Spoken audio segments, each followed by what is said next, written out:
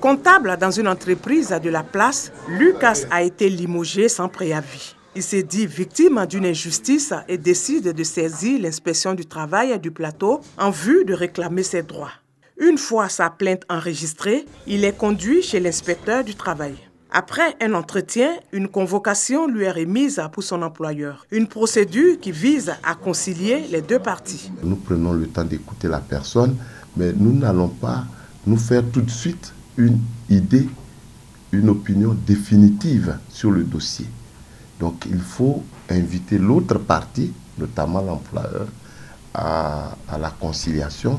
La conciliation étant une séance de confrontation des différentes versions afin d'être situé définitivement sur la nature du problème.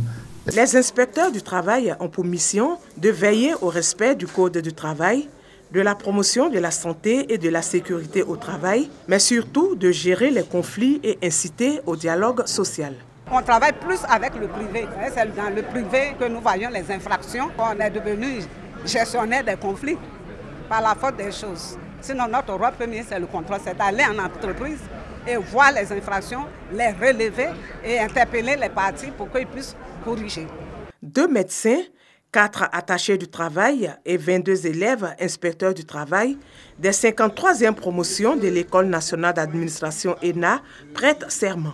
Faisant désormais partie du cercle des inspecteurs du travail, ils ont été exhortés par la tutelle à bien assurer leur mission. Il nous faut des techniciens aguerris, intègres et engagés dans toutes nos disciplines qui sont le travail, l'emploi et la protection sociale. Qu'à la hauteur des attentes de nos populations ne serait souffrir du laxisme ou de la négligence de ses agents.